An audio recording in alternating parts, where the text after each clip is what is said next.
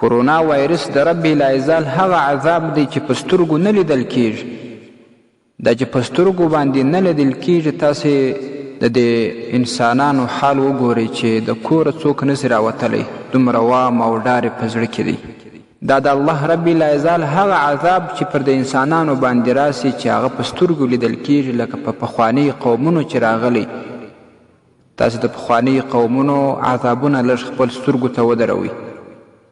د هغه څخه بیا د خلاصون لارې که نه، بیا د خلاصون لار نشته، بیا به وچ او لانده ټوله هلاکیږي. ځکه رب العزال د دې تمام مخلوقاتو خالق او مالک دی. نو الله رب العزال د دې مخلوقاتو دپاره احکام نازل کړي دي، د دې دپاره قانون جوړ کړی دی.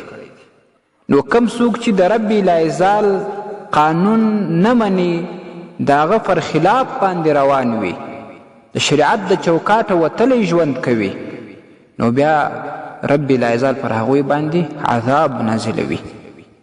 دا په قرآن کریم کې چې کم قصص د تیر قومونو راغلی دي، دا هسې پخوانۍ قصې نه دي، دا د عبرت او درس دپاره دي.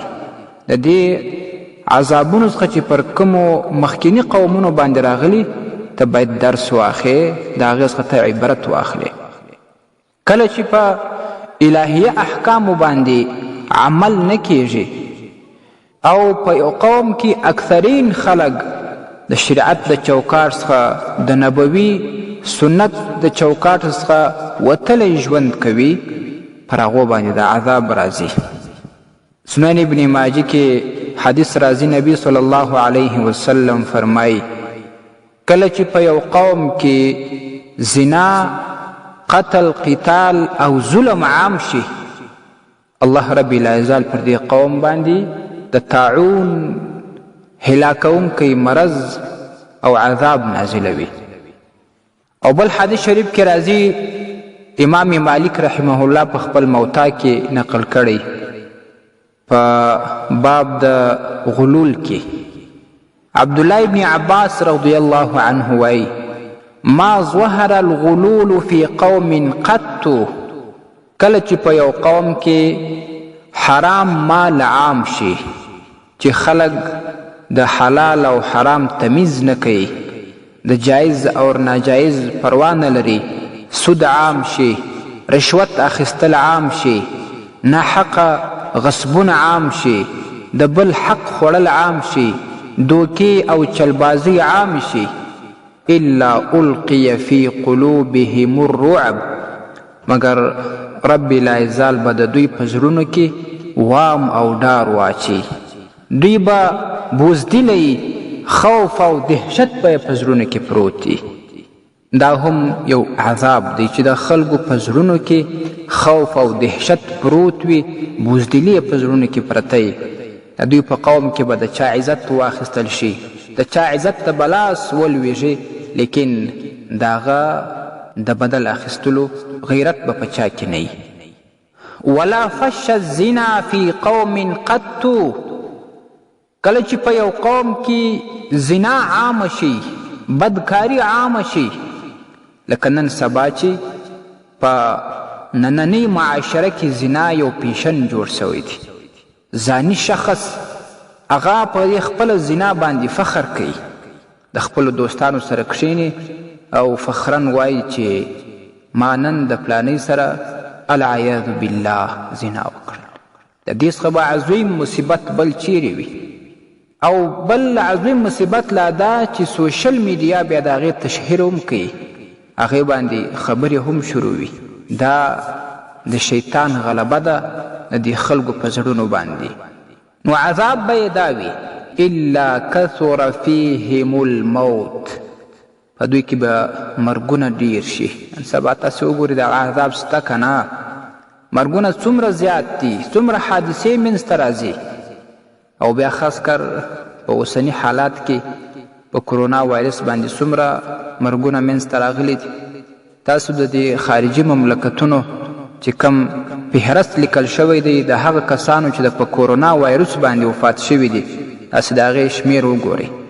په کم قوم کې چې زنا عامه شي، هغه قوم کې رب العزال موت او مرګ هم زیاتوي. دا عذاب دی پر دوی باندې، خو هسې دوی عبرت او پند نه اخلي. د زنا څخه د بچ کېدلو دپاره باید مسلمان هغه ټول اسباب پرېږدي کوم چې هغه اسباب د زنا دي. د نامحرمو سره کتل، نامحرمو سره خبرې کول او فلمونه کتل، ډرامې کتل، موسیقي او ګانې اوریدل، د خپلو سترګو حفاظت نه کول، دا ټول اسباب دي د زنا. که یو مسلمان دغه اسباب پرې نه ږدوي نو هغه به بیا په دې زنا کې اخته کیږي.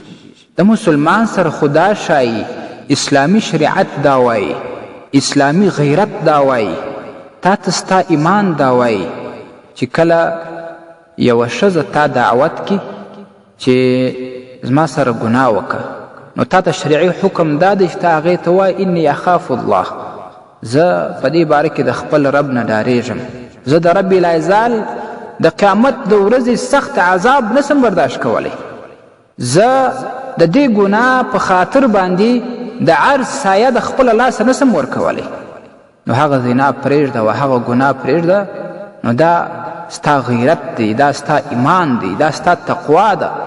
دا چې د خپل رب د بیرې او د قیامت د ورځې د بیرې څخه د خپل شهوت پوره نه کوي او دا قرباني دې ورکړله، نو هغه وخت به تا ته رب العزال د دارینو کامیابي در په برخه کوي.